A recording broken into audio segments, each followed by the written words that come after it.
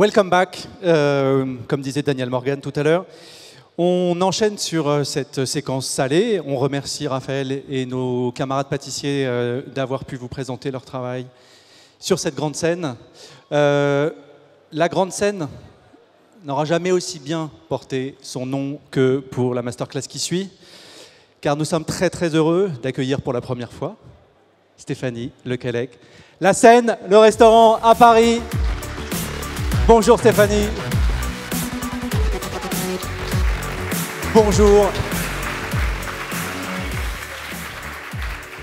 La scène, sur la grande scène. C'est parfait. C'est parfait. On est pas mal là. C'est pas mal. Stéphanie, est-ce que tu veux bien juste nous présenter tes camarades de jeu avec qui tu vas travailler pour nous aujourd'hui? Bien sûr. Alors, je partage aujourd'hui la scène avec ceux qui sont des fidèles, qui sont mon équipe. Valentin, alors une partie évidemment, puisqu'on n'est pas venus tous ensemble, mais Valentin Moisan et Tracy, voilà, respectivement chef de partie et apprenti à la scène avec moi au quotidien. Et voilà, ce cœur d'équipe de la scène. Très bien. On veut bien les applaudir parce que moi, je peux dire ils avaient un petit peu les chocottes juste avant de monter sur scène. On va éviter de faire les jeux de mots sur la scène pendant les 40 minutes qui suivent. Néanmoins, qu'est-ce que tu as voulu nous présenter sur cette grande scène? Alors, parce que c'est ma première Omnivore et je suis très heureuse de l'invitation, je voulais le dire. Donc je suis très heureuse et c'est assez impressionnant pour moi d'être là aujourd'hui pour la première. Je voulais un petit peu trouver un angle et décrire un univers global. Donc on va faire effectivement, je vais faire une recette assez simple, autour d'une salade de haricots verts un peu tiède, de mon potager, etc. Et parallèlement à ça, Valentin et Tracy, eux, vont orchestrer 4 autres plats salés et un dessert de Pierre Chirac qui regrette de ne pas avoir pu partager la scène avec moi aujourd'hui, afin un petit peu de vous expliquer, de vous raconter qu'est-ce qui se passe quand on vient dîner à la scène, quel est le moment de partage dans ma maison, dans mon petit cocon, dans cette auberge qu'on veut très chaleureuse, et comment le haricot vert que je vais faire pour vous aujourd'hui s'inscrit un peu comme un moment, une parenthèse un peu poétique, une rupture, peut-être même, dans l'histoire qu'on compte au quotidien à la scène.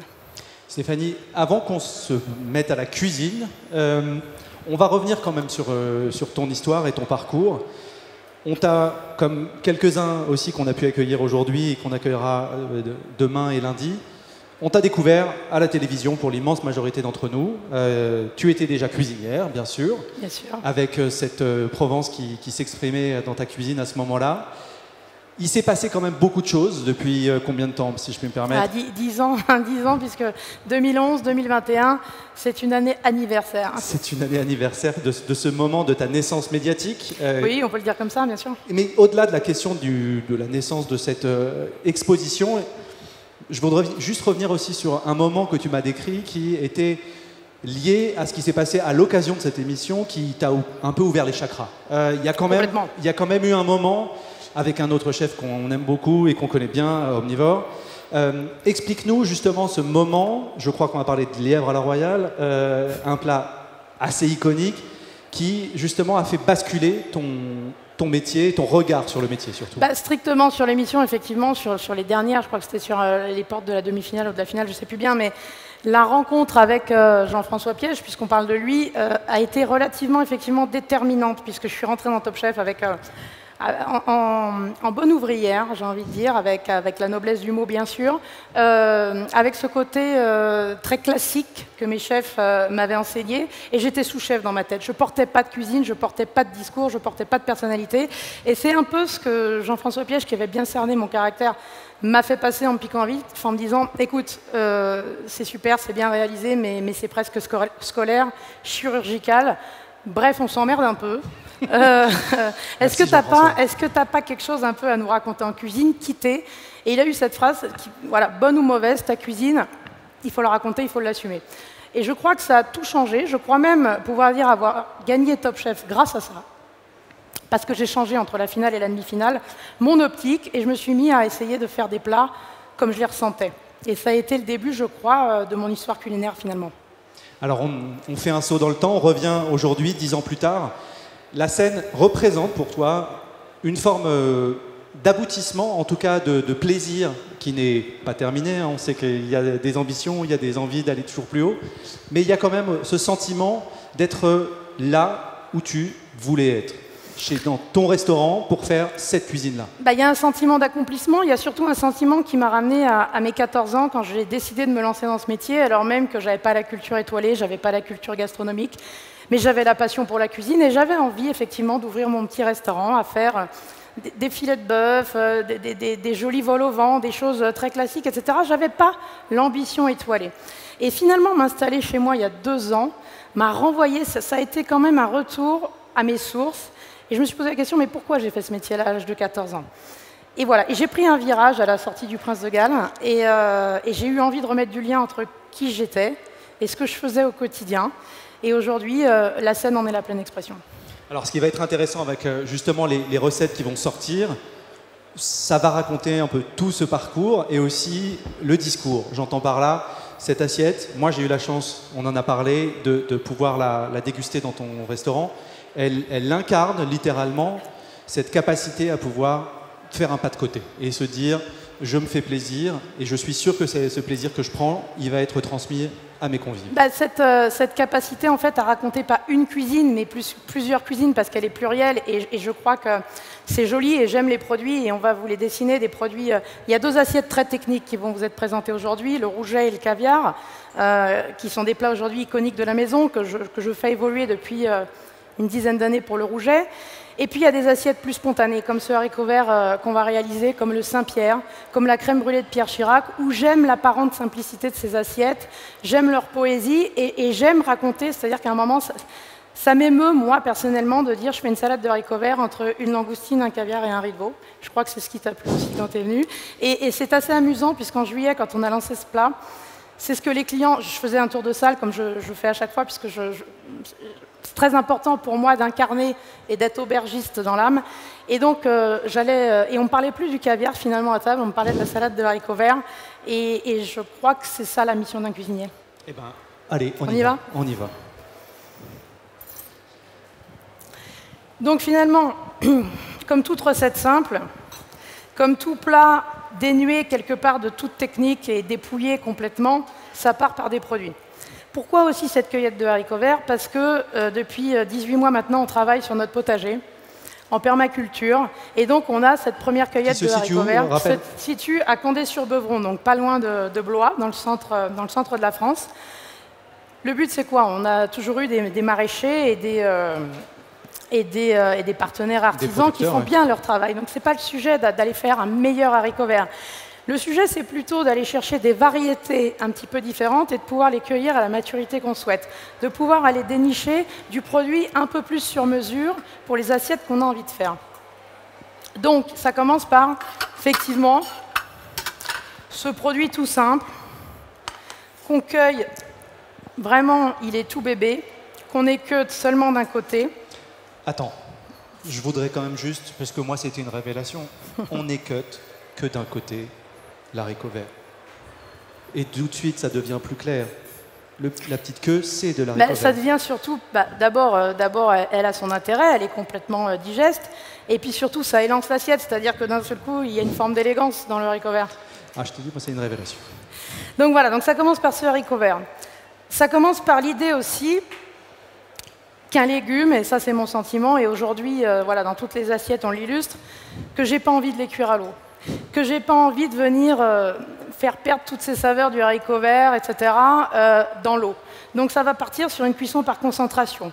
Sur un beurre noisette, celui de la ferme du Verne, dans les Côtes d'Armor, qu'on sert d'ailleurs à table, et qu'on va travailler pour l'amener, pour faire comme ça, torréfier un peu la caséine et aller chercher du goût, aller chercher de la stabilité. On pourrait même dire un beurre de saison, parce que là on voit qu'il est bien jaune. Il est bien jaune, ouais. Hein, et il y a d'ailleurs 2 mois dans l'année où malheureusement on n'en a pas, et on a une solution alternative.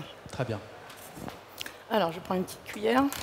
Donc, on est d'accord, il va se passer des choses ici, il peut se passer des choses de l'autre côté aussi. Il peut se passer des choses là, et on peut switcher. Et sur les finalisations des plats, notamment le rouget dont on a parlé, qui est un plat iconique, etc., on va aller voir un petit peu ce que Valentin et Tracy font en parallèle. Donc, ça démarre comme ça. Alors, attends, je prends possession du piano quand même, parce que la poêle ne marche pas quand même. Si, ça marchait tout à l'heure. Non, écoute. Tac. J'avais pas allumé le bon côté. Ça marche pas comme chez moi. Ben non. On met des petits pièges pour...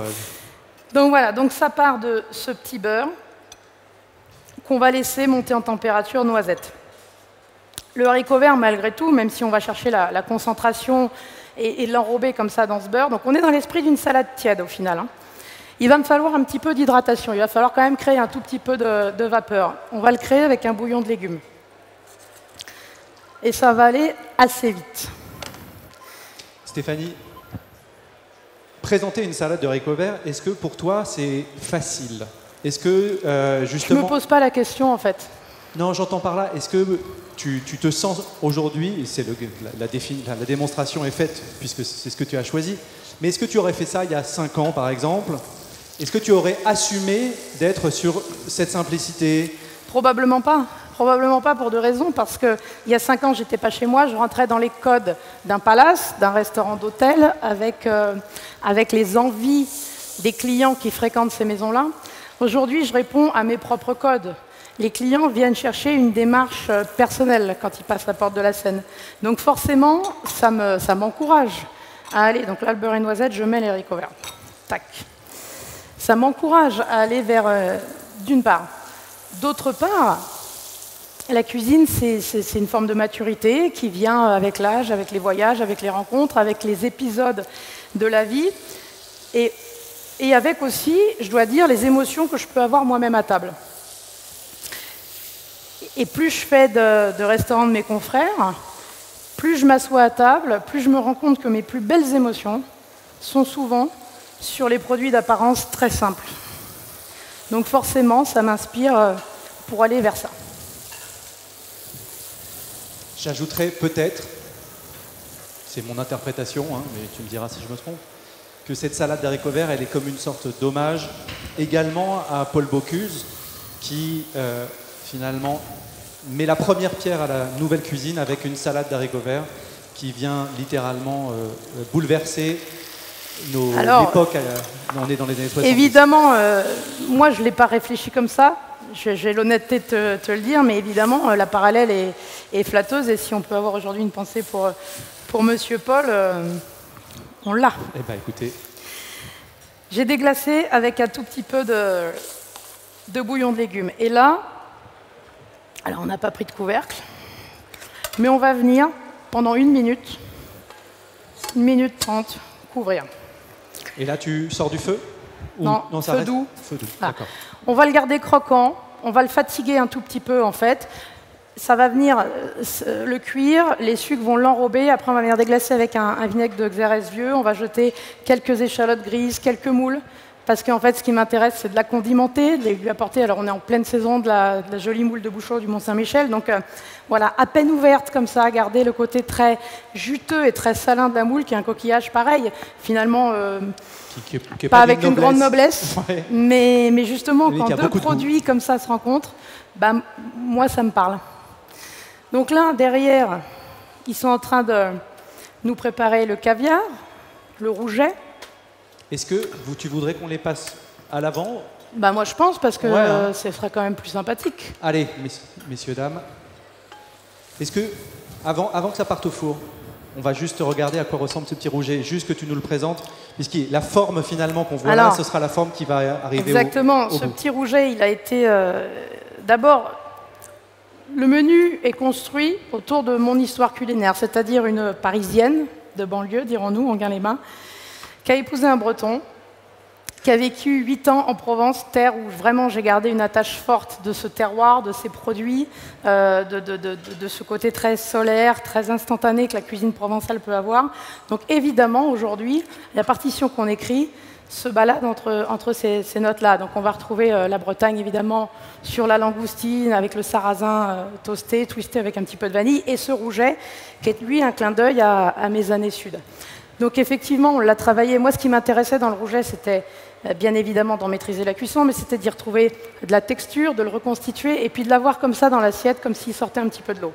Donc on le désarrête complètement par le dos, on vient le reconstituer comme ça, et là, on va le cuire 180-200 degrés, 4 minutes 30 environ, et on va venir après le laquer avec des petits sucs de bouillabaisse. Très bien. On le part en cuisson, et là, les petits quartiers de pommes de terre, c'est juste pour le caler, on est d'accord, hein? Alors c'est pour le caler, et puis c'est pour l'empêcher de surcuire sur les parties arrière. C'est-à-dire que la pomme de terre va comme ça protéger la queue pour qu'on ait une cuisson homogène. C'est malin. Là, les haricots verts sont cuits, tu vois, Okay. le temps qu'on parle, quasiment. Me reste à mettre les quelques petites échalotes grises, comme ça, qu'on va vouloir garder à peine croquantes. Ça, c'est l'esprit de la salade, hein, pour le coup. Qui Complètement. Et puis, je vais y mettre les moules dessus, comme ça. Parce que ce qui va nous intéresser là, et alors là, à partir de là, ça va aller assez vite, et puis après, on viendra parler des autres plats. Elles vont s'ouvrir. Le jus, bien sûr, va venir nourrir, là encore, le haricot vert. Et on n'aura plus qu'à dresser le plat pour celui-ci. Très bien. Avant qu'on retourne effectivement sur la cuisine, je voudrais quand même qu'on parle de ce restaurant. La Seine, qui, comme je l'ai dit, on va parler souvent d'ouverture pendant ce festival. Et l'ouverture de ce restaurant aussi était très attendue et très contrariée. Il a eu une durée de vie relativement courte avant le confinement. Comment tu as vécu finalement cette attente qui a été finalement vraiment difficile à vivre malgré tout? Écoute, effectivement, on venait d'ouvrir le restaurant il y avait 6 mois, on venait d'y raccrocher 2 étoiles Michelin, et cette frustration, dès qu'on prend 2 étoiles Michelin, finalement, on ferme un restaurant. Ouais. Et encore une fois, je ne me suis pas trop posé de questions. On a fermé, on a confiné 1 mois. On était quelque part presque open à le faire parce qu'on avait eu une rentrée et une ouverture très intense. Et puis au bout d'1 mois, on n'a pas envie de rester à la maison. Au bout d'1 mois, quand on a ouvert son restaurant, puisque c'est ma maison, hein, je n'ai pas d'associés, pas d'investisseurs, j'ai tout mis dans ce projet, on se dit tiens, il va quand même falloir faire quelque chose pour que la maison vive et qu'on puisse la réouvrir un jour.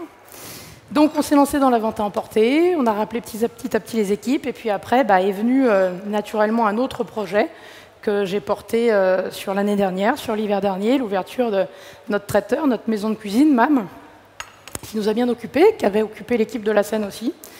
Et puis la Seine, à chaque fois qu'on a eu les autorisations pour réouvrir, à chaque fois, on a rouvert. Donc que ce soit l'étoilé ou le bistrot, puisque la Seine est organisée aussi... le restaurant est atypique en ce sens-là aussi, c'est-à-dire qu'on rentre par une partie bistrot et il y a presque un côté speakeasy du restaurant étoilé qui est caché, il faut descendre, il faut s'immerger dans l'univers, on est pris dans une bulle finalement quand on est dans la salle de la Seine et on est porté un petit peu par cet univers. Donc à chaque fois qu'on a pu rouvrir, on a rouvert. À chaque fois, l'équipe a répondu présente, à chaque fois, les clients répondent présents, donc finalement, ça déroule. Très bien. Donc cette salade, on peut dire cette salade tiède de haricots verts, elle est quasiment achevée. Écoute, elle est quasiment achevée, et c'est en ça que c'est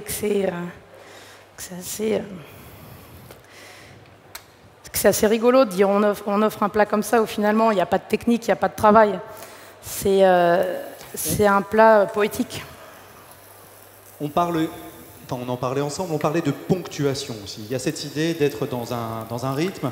Absolument. Avec des temps forts, des temps faibles, et la nécessité aussi d'avoir ces moments un peu suspendus, comme une virgule ou un point-virgule dans un menu, qui permet aussi de prendre son temps et de chercher une petite poésie, quoi. Une petite poésie, et puis une séquence végétale qui aujourd'hui, je te dis, avec notre potager fait sens. Alors elle va évoluer, cette séquence végétale, puisque là, on va en avoir jusqu'à... Alors nous, la saison a démarré un petit peu tard sur le potager pour les haricots verts, donc... on va en avoir jusqu'à fin octobre, là, mais après, on passera probablement sur une séquence champignons. Bien sûr.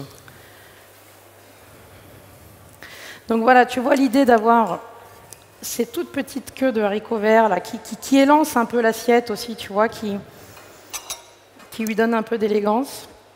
On vient remettre, évidemment, on vient reponctuer avec les petites échalotes.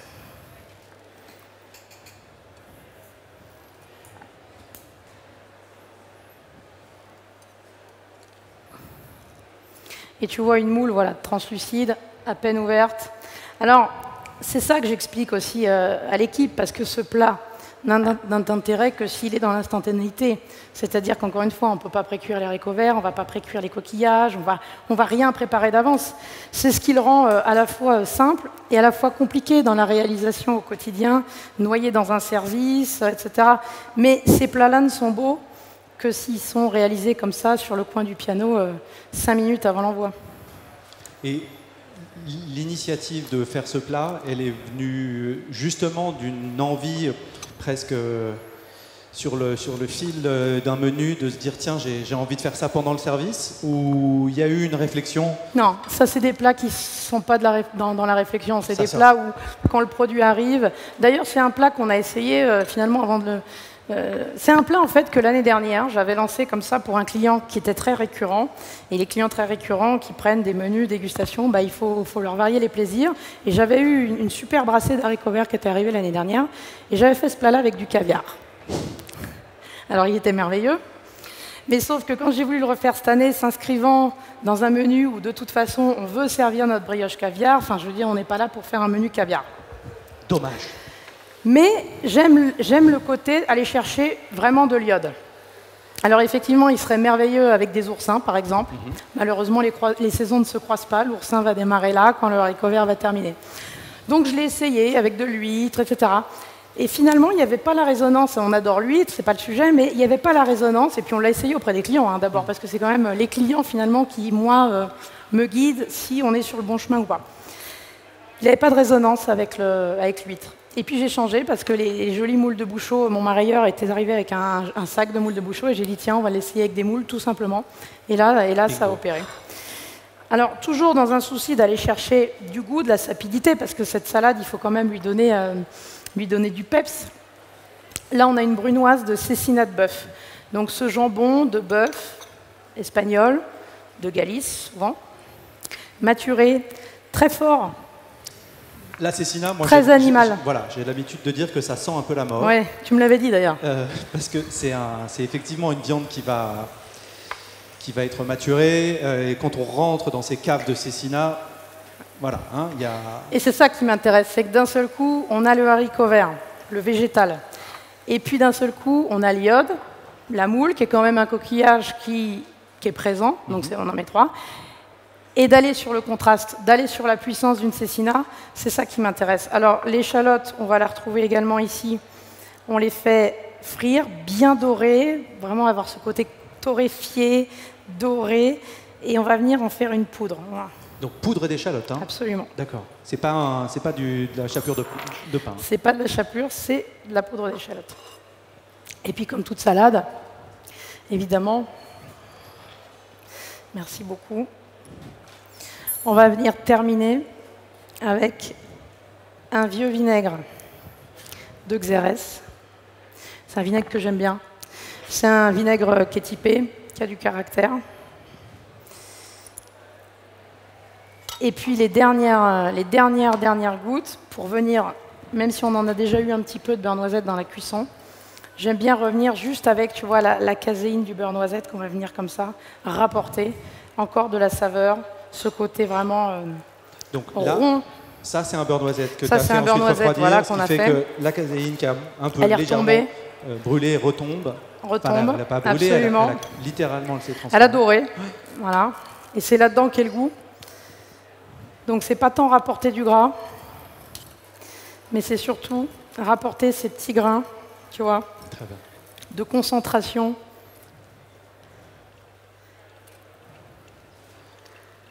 Voilà. Presque comme une petite vinaigrette, quasiment. C'est une espèce de vinaigrette instantanée entre la rencontre de ce beurre demi-sel, noisette et du vinaigre. Donc voilà, cette petite salade de haricots verts, tout en simplicité, avant de vous dresser les plats un peu plus statutaires. Est-ce que tu aurais la gentillesse de la mettre là?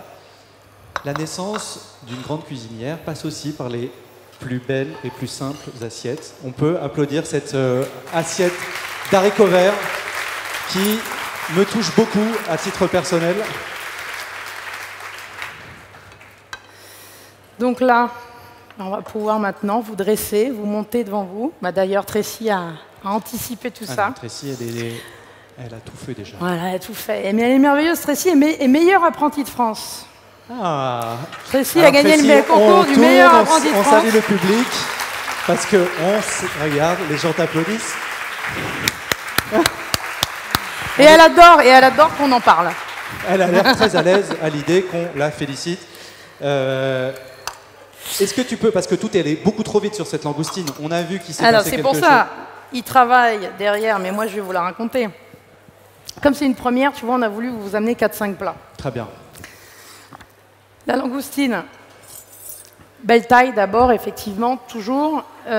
Travailler de la tête à la queue, puisqu'on va retrouver cette belle queue de langoustine à peine snackée à l'unilatéral, tu vois.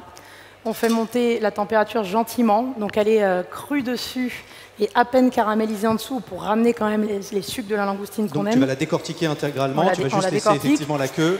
Absolument. Avec les têtes, on va réaliser une bisque qu'on réduit et qui est sur le dessous là. Et qui va venir, après, quand ça se mélange avec la marinade, constituer une espèce de petite vinaigrette tranchée, ramener comme ça la vivacité qu'on aime dans la langoustine, ce goût très crustacé. On décortique les pinces aussi, on s'amuse à la scène. Et on en réalise un blanc mangé à côté qui va venir ramener un petit peu de fraîcheur, un petit peu de légèreté, d'onctuosité à la langoustine, légèrement citronnée. Et puis après, c'est l'histoire du mariage de la langoustine, du sarrasin grillé, le sobacha, puisque là on utilise un sobacha japonais, de la vanille, parce que j'adore. Et on verra, puisqu'on démarre finalement, c'est le premier plat, la langoustine. Il y a une séquence amuse-bouche, et puis après, c'est le premier plat. Et on démarre et on termine le menu avec de la vanille, qui est un produit que j'adore. Et donc voilà, et quelques feuilles de tagette, cet estragon mexicain, tu sais, très très frais, qui est une herbe très fraîche, très aromatique. On en met 3 petites feuilles. L'idée, c'est qu'à chaque fois, voilà, d'être dans l'équilibre. À chaque fois qu'on met un petit coup de couteau, elle se mange en 3 bouchées, pouvoir prendre un petit peu de tagette, un petit peu de vinaigrette qui vient se mélanger comme ça au jus des têtes, et puis le blanc manger pour condimenter à côté. Et quand même... Petite dentelle de sarrasin. Petite dentelle de sarrasin. Une petite gavotte. C'est une histoire d'amour entre la Bretagne Oui, c'est un clin d'œil, puisque je m'appelle Le Quélec. Alors, tu sais, j'ai souvent la question, Le Quélec. Alors, Le Quélec, c'est mon nom d'épouse. Ça fait 18 ans qu'on est mariés avec David et c'était un clin d'œil, si ce n'est à sa région natale, à sa région de cœur et à la connotation du nom. Très bien. Un cuisinier également, hein? Absolument, un chef. Qu'on a vu d'ailleurs. On s'est connus en cuisine d'ailleurs. Et qu'on a vu dans tes cuisines parfois un peu. Parfois, récemment. Il vient donner un coup de main puisqu'il s'occupe depuis 18 mois un peu comme il peut et donc effectivement, il. Très bien. Tracy, ensuite, elle vient poêler là. On va passer par ici, ouais. Notre plat un petit peu iconique, qui est la deuxième séquence du menu dégustation, qui est le caviar. Alors, le caviar, c'est pas un choix parce que ma carrière de palace, c'est pas un choix étoilé Michelin. C'est un produit que j'aime, tout simplement. Enfin, tout simplement, si on peut dire. Moi aussi, j'aime tout simplement le caviar, voilà. Hein, tu sais, il n'y a pas de problème. Donc, on n'en mange peut-être pas tous les jours, mais venir dans un restaurant comme le nôtre, c'est aussi pour un client qui fait la démarche, puisqu'on n'a pas abordé la clientèle de la Seine, mais ce qui me rend très fière à la Seine, c'est qu'on a une clientèle très plurielle. On a une clientèle, enfin moi j'assume complètement le fait d'être un chef médiatique, qu'on a connu, tu l'as cité, avec Top Chef, donc un chef populaire. Et on voit d'ailleurs dans les travées le nombre de gens qui t'arrêtent pour te demander un selfie. C'est assez touchant. Et moi, j'assume ça complètement et ça me fait plaisir. Donc, effectivement, à la Seine, la plus belle richesse, je crois, c'est le côté multi-culture, multi-horizon de nos clients. Donc, on a aussi bien les clients habitués des tables 2-3 étoiles de Palace que des clients dont on sent qu'ils sont venus là chercher la chef qu'ils ont vue probablement à la télé il y a 10 ans et dont ça va peut-être être le repas de l'année, voire le repas de leur vie. Et à ces clients-là, on a envie de leur faire découvrir aussi des produits comme la langoustine, comme le caviar, qu'ils n'auront peut-être pas l'occasion de manger ailleurs ou tous les jours. Donc voilà. Donc ce plat, finalement, il est né d'un réveillon de Noël en famille où j'avais, alors j'ai rien inventé, hein, la pomme de terre, le caviar, la crème, ça marche très bien ensemble. Et on avait fait comme ça quelques grains de caviar sur une petite émulsion de pommes de terre avec un peu de crème, un peu de citron et c'était pas beau. Je suis dispo en tout cas ce Noël s'il y a une table. Je voulais faire plaisir à ma famille ce soir-là. C'était pas beau mais c'était très bon. Et forcément j'avais envie de reproduire ça, j'avais envie de reproduire cette émotion, mais il fallait avoir, je voulais un plat construit, je voulais un plat graphique, je voulais un plat visuel. Il n'est pas venu tout de suite, on a fait des essais comme parfois et puis ça marchait pas donc je l'ai oublié. Puis 6-7 mois après, dans un TGV, parce que c'est des moments pour moi, voilà, le TGV, l'avion, les moments où j'ai rien d'autre à penser que de la cuisine, c'est assez facile, c'est propice à la création pour moi. Et d'un seul coup m'est venue l'idée de ce montage d'un pain perdu, d'un cube de brioche qui pourrait enfermer un soufflé à base de pommes de terre. Et on viendrait le surmonter de quelques grains de caviar. Donc, ce qu'il faut comprendre, c'est que ce cube de brioche, il est fourré déjà, hein, évidemment. Donc ce cube de brioche, à l'intérieur, on vient déposer un soufflé à base de pommes de terre. Pommes de terre, là encore, que depuis 18 mois, on est très heureux d'avoir dans notre jardin. Donc on vient faire une petite purée, on monte ça comme un soufflé, un petit peu de blanc d'œuf, un petit peu de jaune d'œuf. On vient condimenter, on vient enfermer le soufflé dedans. Ça cuit ensuite 4 minutes dans un four ventilé. Il est important de le laisser reposer encore 1 ou 2 minutes si on veut que le montage tienne bien, parce que c'est un plat, c'est toujours un plat très compliqué au moment du service. Si on ne sait jamais si quand on va démouler, ça va... Voilà, donc c'est important de le laisser reposer. Et puis ensuite, on vient le colorer comme ça, comme un petit cube de pain perdu, dans un tout petit peu de beurre clarifié. Et on va venir le condimenter avec le caviar, ossiètre, parce que j'aime la typicité du caviar ossiètre. Un grain qui roule bien, mais un grain qui est quand même typé, qui est sur l'iode, qui est assez marqué. C'est un caviar qui a du goût. Voilà. Et à côté, tout simplement, une quenelle de crème crue qu'on va venir coiffer de quelques feuilles d'oseille. Donc tu en as préparé, on est combien environ là? On est 400. Il y en a pour tout le monde, on est d'accord? Comment? Il y en a pour tout le monde là? Oui. Ok. Une bouchée. Voilà. T'as la crème?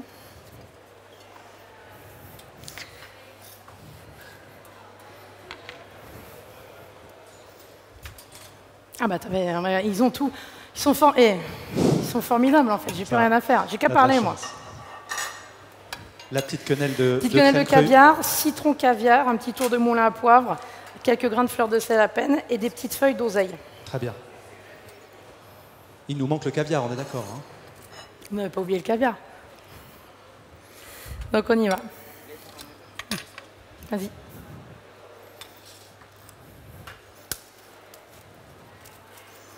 On a juste un petit pot avec de l'eau. Il nous reste pas tant de temps que ça.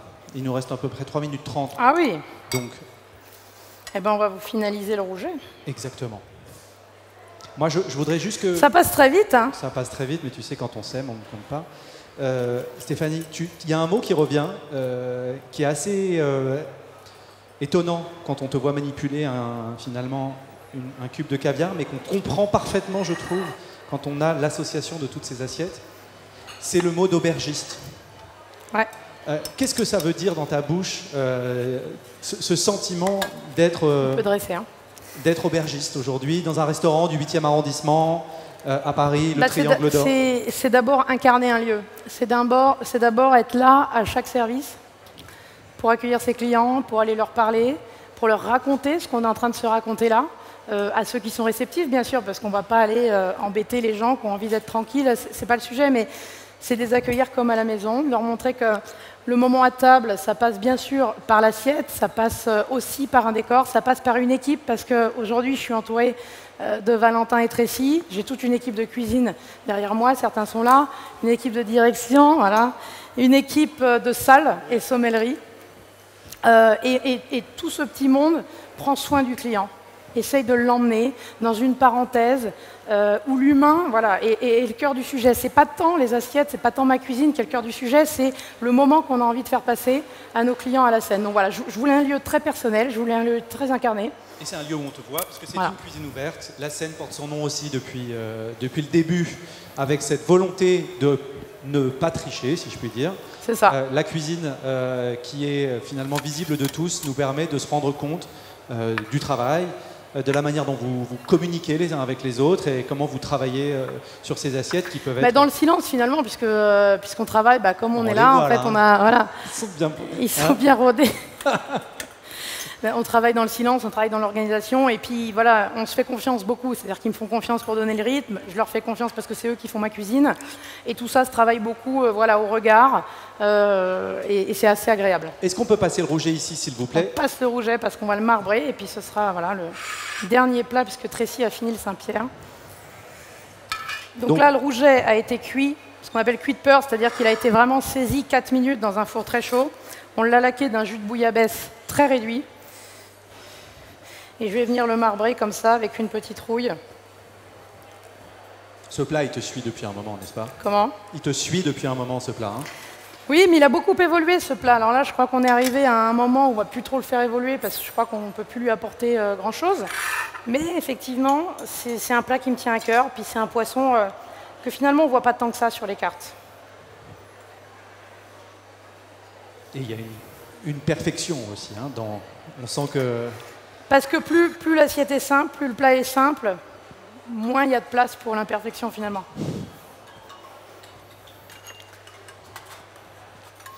Donc voilà, tout simplement, la petite pomme de terre confite, le quartier de fenouil qu'on vient rehausser de quelques kumquats, et puis un filet d'huile d'olive pour terminer. Rappeler quand même que le Rouget, c'est la Méditerranée où on aussi. est. Très bien. Et on va terminer avec l'ultime assiette. Et l'ultime assiette, qui est le Saint-Pierre, voilà, que Tracy va venir saucer ici. Donc le Saint-Pierre plein cœur, étuvé à l'eau de fleur d'oranger. Donc pareil, on fait un bouillon avec les arêtes, avec les légumes, avec de l'eau de fleur d'oranger. Et puis on vient y mettre quelques céleris et celtus, quelques petits oignons groseilles. Et puis la sauce émulsionnée à l'huile d'olive uniquement.